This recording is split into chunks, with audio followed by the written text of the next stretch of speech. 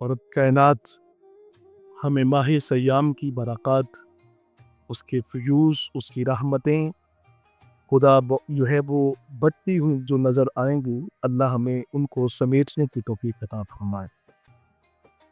خدا ہمیں صحت والی، عافیت والی زندگی عطا کرے تاکہ ہم اس ماہ سیام کی جی بھر کر کے عزت اور توقیر کر سکیں۔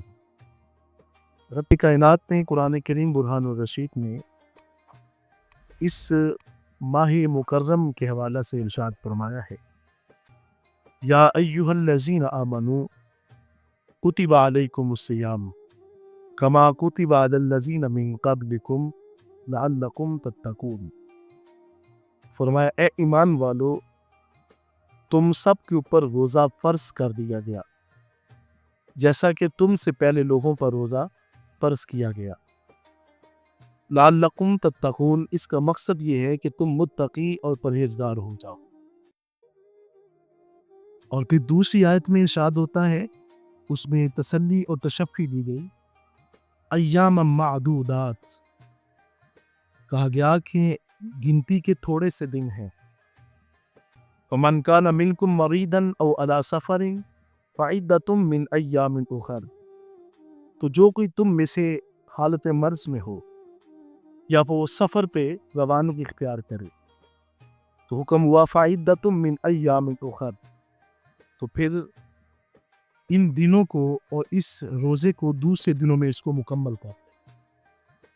وعلی الذین یطیقونہ فدیہ، اور ان لوگوں پر جو روزہ رکھنے کی طاقت نہیں رکھتے، اس سے مراد شیخ فانی ہیں، وہ شخص جس کو اپنی زندگی میں اس بات کی امید ہو کہ میں اتنا بڑھاپے میں جا چکا ہوں، مجھے پلٹ کر دوبارہ صحت یابی کی امید نہیں ہے، اس کو فقہی اصطلاح میں شیخ فانی کہا جاتا ہے۔ اور وہ جس پر طاقت نہیں رکھتا، فدیتن، فدیہ ہے طعام مسکین، ایک مسکین کا کھانا۔ فمن تطوع خیرا فہو خیر اللہ، تو جو کوئی اس سے زیادہ دینا چاہتا ہے تو وہ اس سے بھی بہتر ہے۔ یہ بات فدیے کی ہو رہی ہے۔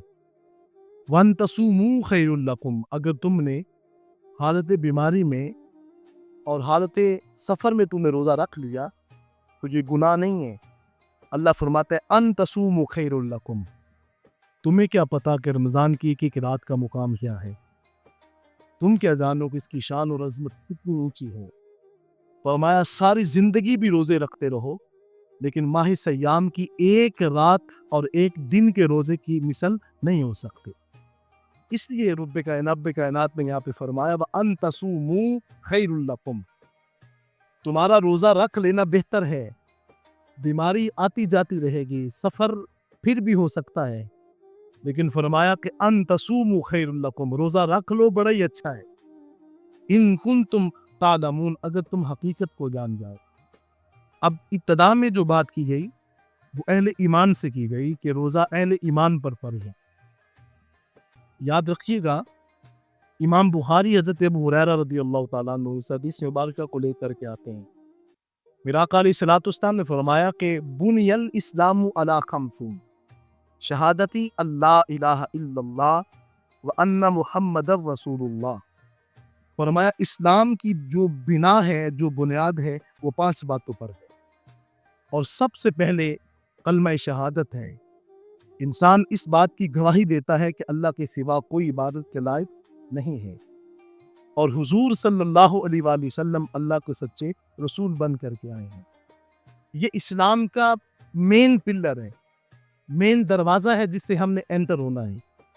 اگر آپ کے پاس یہ مین پلر ہی نہیں ہے تو روزہ صرف بھوک ہے، نماز پھر نماز نہیں ہے، وہ ماں سوائے چند لمحوں کے وقت کے اور کچھ نہیں ہے، زکوٰۃ صرف پیسے کا ضیاع ہے، حج صرف جو ہے وہ ایک سفر اور سیرگاہ بن جا سکتی ہے۔ اگر آپ کے پاس پہلی بنیاد نہیں ہے تو پہلی بنیاد کلمہ طیبہ کی ہے، کلمہ شہادت کی ہے۔ بندہ اس بات کی گواہی دیتا ہے اللہ کے سوا کوئی عبادت کے لائق نہیں ہے، اور حضور علیہ الصلوۃ والسلام اللہ کے سچے رسول ہیں۔ اب فرمایا کہ روزہ مؤمنین کے اوپر فرض ہے، اور اسلام کی پہلی جو بنیاد ہے وہ کیا رکھ دی گئی؟ کلمہ طیبہ۔ اور دوسرا فرمایا کہ دوسری جو بنیاد ہے وہ اقام السلام، وہ نماز کو قائم کرنا ہے.